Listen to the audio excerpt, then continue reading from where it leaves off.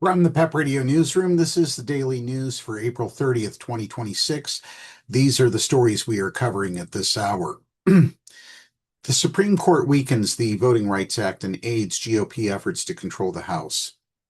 The Supreme Court on Wednesday hollowed out a landmark civil rights era law that has increased minority representation in Congress and elsewhere, striking down a majority black congressional district in Louisiana and opening the door for more redistricting across the country that could aid Republican efforts to control the House of Representatives. In a 6-3 ruling, the court's conservative majority found that the Louisiana district represented by Democrat Cleo Fields relied too heavily on race. Chief Justice John Roberts had described the 6th Congressional District as a snake that stretches more than 200 miles to link parts of Shreveport, Alexandria, Lafayette, and Baton Rouge. That map is an unconstitutional gerrymander, Justice Samuel Alito wrote for the 6 conservatives. The effect of the ruling may be felt more strongly in 2028 because most filing deadlines for this year's congressional races have already passed. Louisiana, though, may have to change its redistricting plan to comply with the decision. It is unclear how much of the provision known as Section 2 of the Voting Rights Act of 1965 remains. Turning to other news, the head of organization overseeing nuclear test ban treaty issues warning to the United States and Russia. The head of the organization overseeing a treaty banning nuclear testing warned Wednesday that if the United States, Russia, or any other nation goes ahead with a test, other nations will follow. That is a spiral that we do not want to see start because it may never be able to be stopped. Robert Floyd, executive secretary of the Comprehensive Nuclear Test Ban Treaty Organization, told UN correspondents. Late last year, both the United States and Russia, which have the world's largest nuclear arsenals, threatened to resume nuclear testing, setting off global alarm bells. When the treaty, known as CTBT, opened for signatures 30 years ago, Floyd said over 2,000 nuclear tests had already taken place, but since then there have been fewer than a dozen, including 6 by North Korea.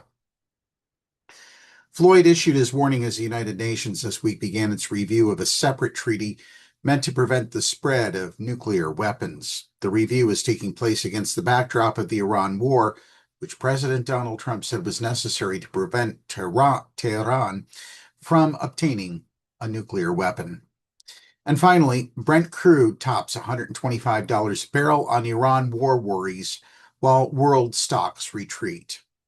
The price of Brent crude oil surged past $125 a barrel early Thursday as stalled U.S.-Iran talks raised doubts about the reopening of the Strait of Hormuz and a permanent end to the Iran war.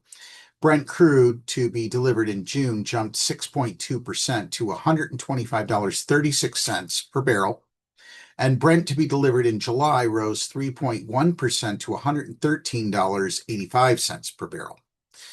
Benchmark U.S. crude climbed 2.3% to $109.38 per barrel. Before the start of the war in late February, Brent crude was trading around $70 a barrel. The Iran war, which is in its 9th week, still sees no clear path to an end. The U.S. has continued its blockade of Iranian ports while the Strait of Hormuz is closed, pushing oil prices even higher. Reports Thursday suggesting a possible escalation by U.S. President Donald Trump doused hopes for a quick end to the conflict. The breakdown of talks between the U.S. and Iran, along with President Trump reportedly rejecting Iran's proposal for a reopening of the Strait of Hormuz, has the market losing hope for any quick resumption in oil flows. ING bank strategists Warren Patterson and Ava Monte wrote in a research note. And that is the news at this hour. The PEP Radio YouTube channel has daily news updates from 1 p.m. until 2 a.m. Be sure to subscribe to our channel to keep informed. PEP Radio is available on the Live 365 app, the PEP Radio page at paequality.com, fmstream.org, Radio Line, Streama, Roku, and Alexa. Up next, we have the Meadville area weather forecast here on PEP Radio.